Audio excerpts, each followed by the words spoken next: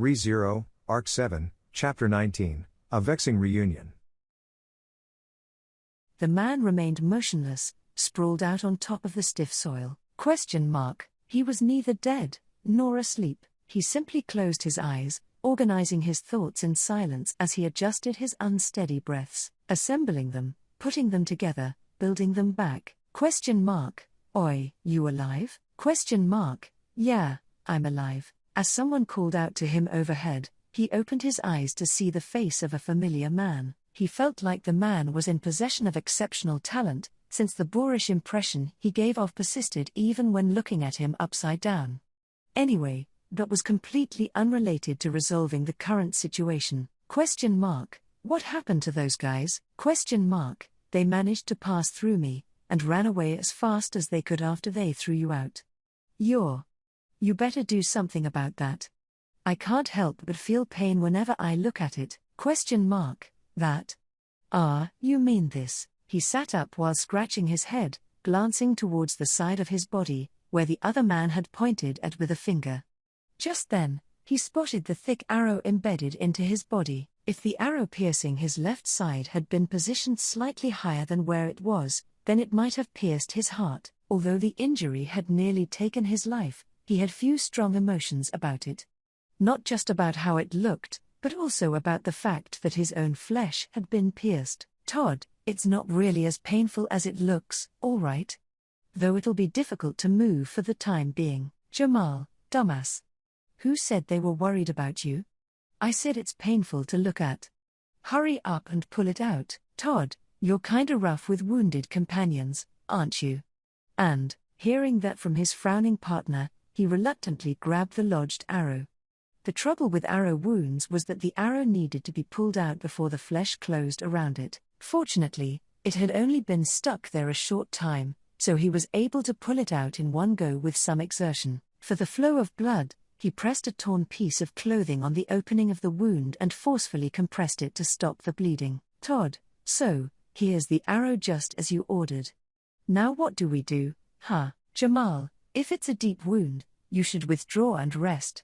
As for those guys that got away, I'll take some people along and crush them. We'll show those bastards ourselves that they're prey. Todd, that'd be a bad move. Jamal, what? The man dictating the course of action from here, Jamal, was reined in by his hand. Todd understood why Jamal would want to pursue the fleeing enemies who had made fools of them to get payback. But, if they proceeded with a hasty offensive move, the ones who would be met with a painful experience would be those here. Todd, think about it. Why exactly did those guys brazenly enter Garrel? Considering what they themselves did, it's obvious we'd be in this city. Jamal, unless they're brainless idiots. Todd, they deliberately marched in.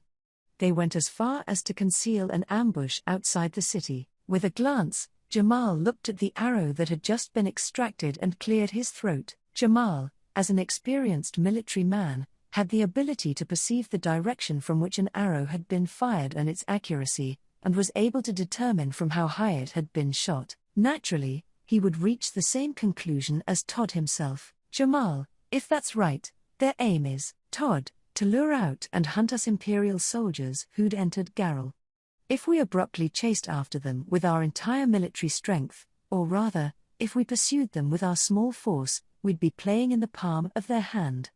Which of us would be the prey, I wonder? Jamal, gritting his teeth in frustration, Jamal scowled in the direction their opponents had fled. On the inside, Jamal looked like he was being swayed by gut-boiling fury, but Todd knew that painful feeling all too well. That was something he wouldn't say.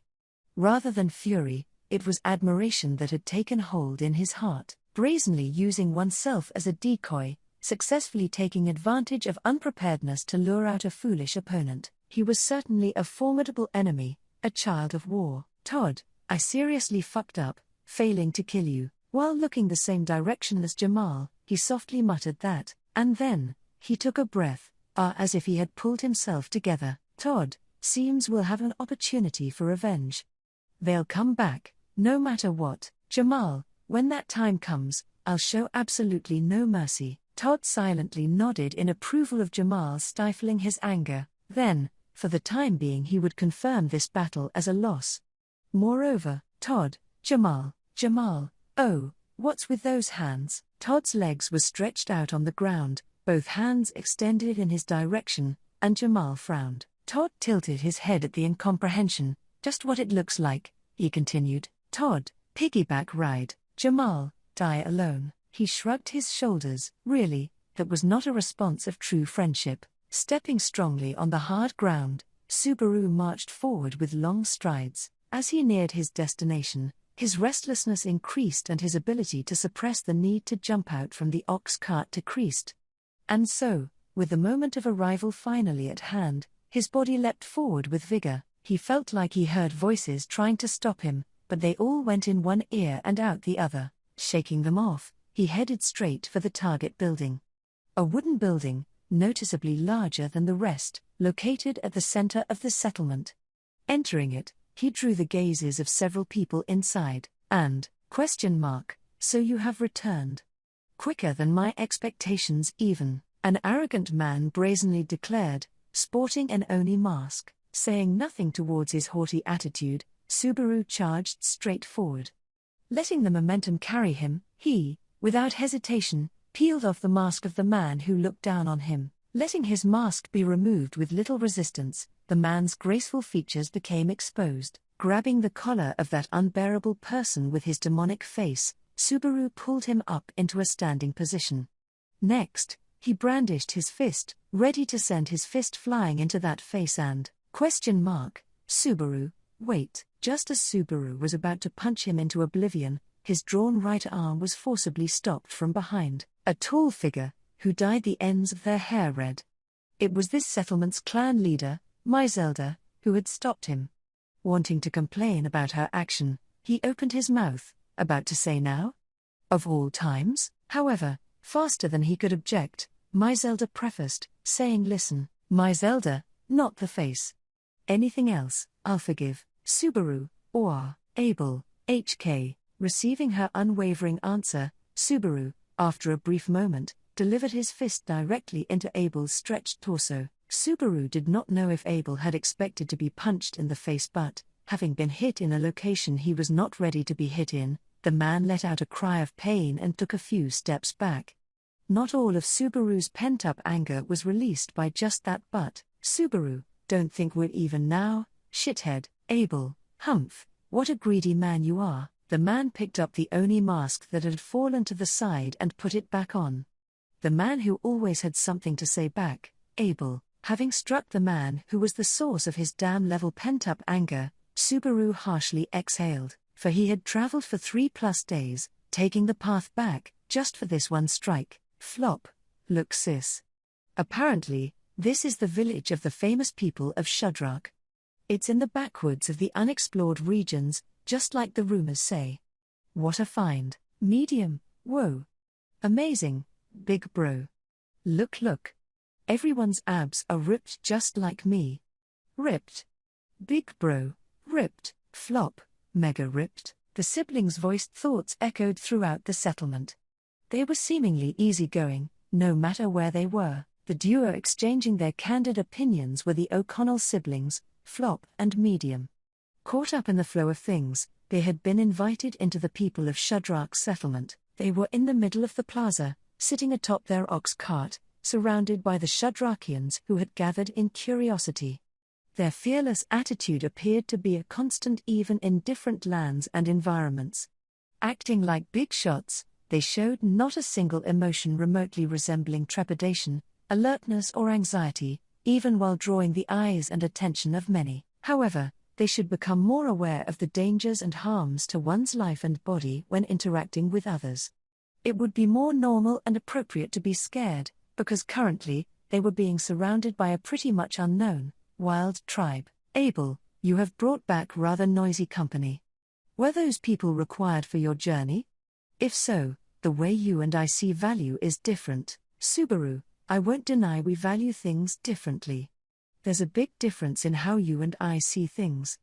Saying that attitude of yours is really something, isn't it? Abel, ho, sitting on the floor of the meeting area, Subaru and Abel faced off against each other, much like how they had done a few days prior. Abel had received Subaru's punch of retribution earlier, but there was no inkling of repentance in the tone of his words. Never mind wanting an apology, he did not plan on giving one anyway. However, Subaru could not ignore his comment on the siblings. That was because, Abel-san, we inadvertently got those people involved. They were kind to us when we were stuck standing outside the city. Just because of that, Abel, the reason for Subaru's anger was explained instead by Rem. Unlike last time, the meeting room had not been cleared out, and so members other than Subaru and Abel were also participating in the discourse. Next to Subaru was Rem, seated Caesar style, and their fellow travelers, Kuna and Holly. Seated next to Abel were the sisters Zelda and Tarita. As a side note, on the topic of Louis, she was being looked after by the person closest to her in age, Utakata. She was currently, most likely at the ox cart in the plaza, with the Shirakian surrounded O'Connell siblings. In any case, with their assistance, we were able to return safely. In doing so, they are now being targeted by the city's soldiers. Abel, incorrect, I shall amend that. The ones targeting us and the two outside are not the city's soldiers. They are the imperial soldiers.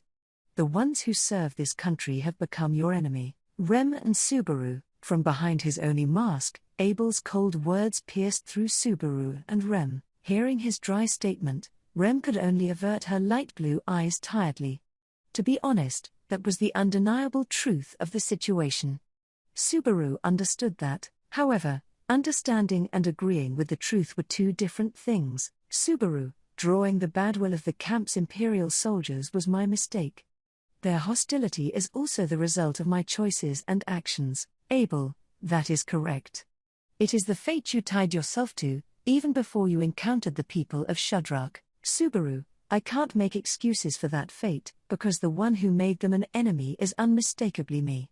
But, the one who had to pay for those consequences should have just been me. It was true that the majority of the fault fell on Subaru, but the problem here was Abel's attitude. From the start, he should have known the danger Subaru's group would be in if they entered Garrel. He should have noticed the possibility where they were attacked after coming into contact with the surviving Imperial soldiers. That was why, Subaru, you ordered Kuna and Holly, in advance, to wait for us outside the city. To help us if we were trying to escape the city from pursuers. Holly, for real, you guys were in quite a pickle, you know. If me and Kuna weren't there, Subaru, your head would have been split in two by an axe by now. Plunking down into a cross-legged position, Holly stated casually while stuffing her mouth full of Danos. Unlike the person sitting next to her, Kuna, who held an uneasy expression, she did not comprehend the mood of the conversation. Of course, Subaru was thankful for Holly and Kuna's help. If not for their assistance, the possibility of his head having been split open back then was quite high. Subaru, using Kuna's eyes to keep watch and Holly's bow to support us. A long-range bow and arrow snipe. It's what you'd call a combo skill with both your talents. Kuna, no one told me that the situation was that crap though. Kuna's spiritless comment evidently showed that she harbored a sense of guilt towards Subaru's group. Saying that, however, the guilt that Kuna carried was invalid. That was because the words she had given Subaru before they entered Garrel that had been what had given him the hint he needed. Had she not advised him, the help that Holly mentioned would have been unattainable. However, Subaru, that kind of thinking only applies to Kuna and Holly. Someone like you, who foresaw the whole thing, I'm not going to be nice to. This was why he had made the first thing he did after coming back to be his strike of retribution on Abel. If Abel had shown any traces of self-reflection after receiving that, his feelings may have been different.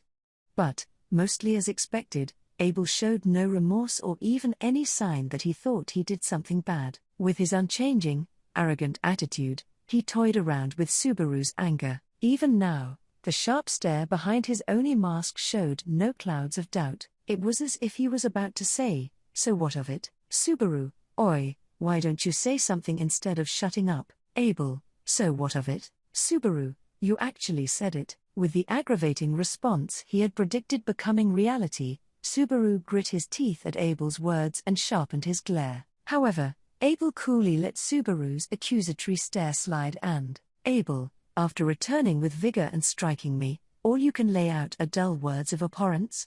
First off, I warned you from the start, did I not? That it would not be an easy path. Subaru, GHH, Abel, latching onto the closest peace and safety you could find, understand that this was the penalty for not using your head. Out of all the actions any of those defeated soldiers could take, going to the city nearest their burnt camp had the highest probability of occurring. It is common sense, Subaru, then. Then, you should have said that to begin with, sitting with one knee raised. Abel's words poked unsparingly at Subaru's over-hastiness. Still, in the first place, Subaru understood his mistake and acknowledged it. He understood that it had been his lack of thinking and actions beforehand that had caused the unfortunate sequence of events to explode and unfold. However, Abel had been aware that danger lurked, and let it slide. His actions had directly benefited the enemy. If being allies or enemies was an irrelevant detail, then what he had done was equivalent to setting Subaru up in a trap. Subaru, you knew everything from the start. The chances of us encountering the Imperial Army's survivors, the chances of us having to frantically escape. How, in all that mayhem Rem would, Abel, Subaru, anyway? You knew everything.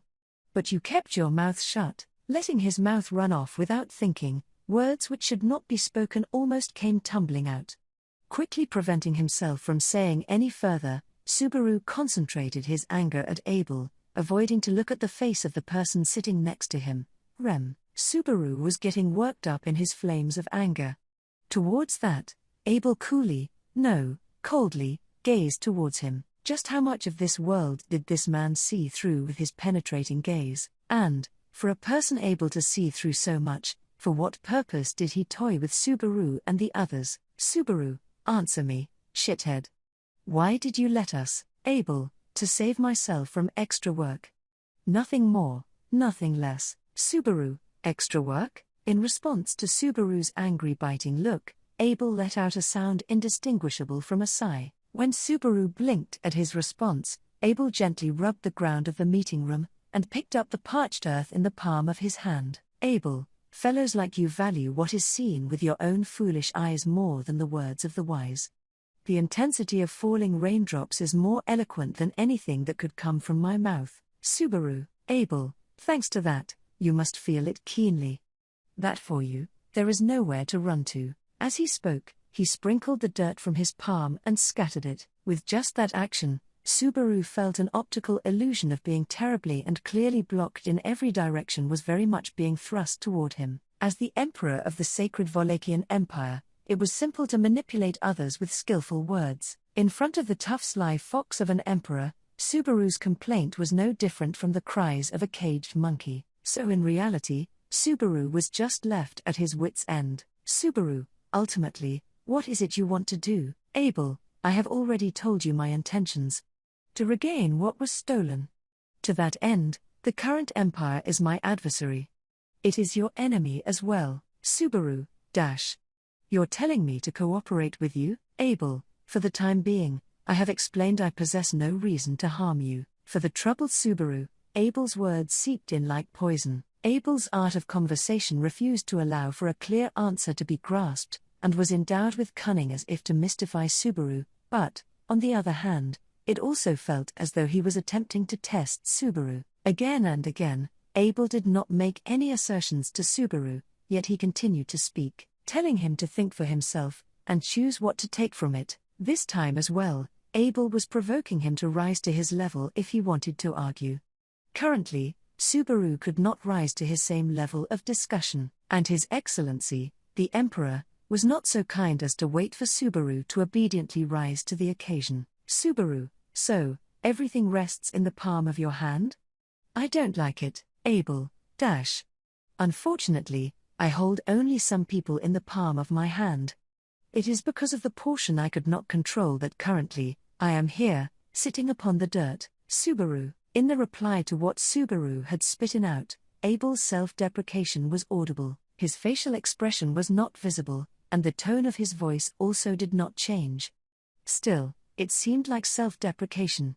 It was unusual. No, it was the first time Subaru had heard Abel mock himself. and it was proof that he had accepted the undeniable reality. He had allowed his own subordinates to rebel, an uncrowned emperor, ousted from his throne, deep in the jungle, sitting upon the dirt of the Shadrachian meeting place. That situation in particular was evidence that he had made a foolish blunder for which there was no excuse. Subaru, while fixing his gaze directly at Abel, Subaru deliberated quietly. Subaru still was unaware of Abel's true intentions, as well as his own or their own plans of action hereafter.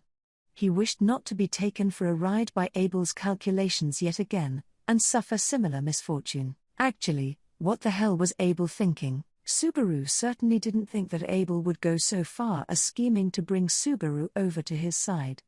That he would detect such value in Subaru did not appear plausible. In spite of that, if there was a reason for Abel to keep Subaru on hand, rather than Subaru's own self, it was an interest in other accessory. Mr. The people here are truly delightful and big-hearted.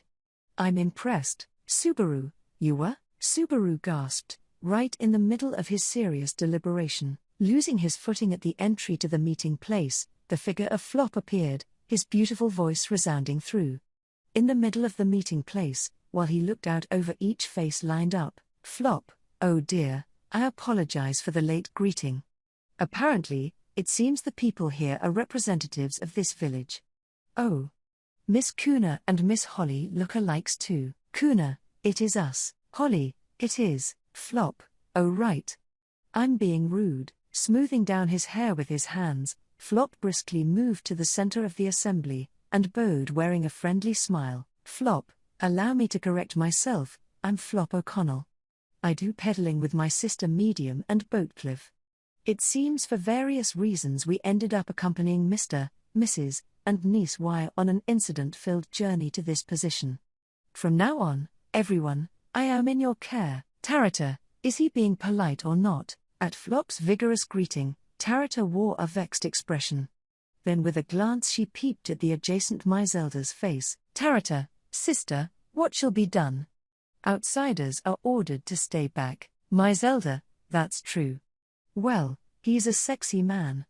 I'll keep him in my room. Tarata, sister, folding her arms, Myzelda decided on Flop's treatment by his face. Myzelda's judgment by exceedingly simple logic was easy to understand, but seemed troubling to Tarata, who supported her older sister as the chief. Of course, if that alone was the basis for Myzelda's judgments, Subaru would not have been able to remain in the village, so he thought there must be more to it. Subaru, right, Myzelda-san, there's one thing I want to check. Flop-san is my guest, or perhaps I should say I decided on my own to bring him along. But, about making him undergo the lifeblood ritual. Flop, lifeblood ritual? By chance, could that be some kind of traditional welcoming ceremony passed down in this village? Certainly, I would love to have that experience too. Subaru, it's a traditional ceremony, but it's a bit rough to be called welcoming. Flop was looking forward to trying the ritual, but even he would likely become reluctant if he were presented with the possibility of being pitted against a witch beast. Subaru was afraid that there was a possibility that Flop's attitude would not change upon hearing that, but either way, he did not want to let it happen. Abel, I knew from the moment we were partitioned by this thin wall, but they are a noisy bunch, and now, the one who did not welcome that attitude of Flop's was the ruthless emperor donning an Oni mask. It was a stark contrast between the sunny warmth of Flop and the cold blood flowing through Abel. At least, the fact that Abel seemed to have no reason to like Flop made Subaru's blood freeze. Flop, oh my. What an unusual mask. Is he perhaps the head of the village by chance? I read somewhere that people who have special appearances have special positions. At the first chance meeting of the pair, Flop started by referencing Abel's striking appearance. Flop's conclusion from the conspicuous Oni mask was understandable, but it was difficult to deem Abel as one of the people of Shudrak. At any rate, the part about the Oni mask aside, he was culturally quite far removed from the other Shudrakians. Especially from visuals, his appearance was far too irregular. Abel, it is not a poor way of thinking, but lacks attentiveness and prudence.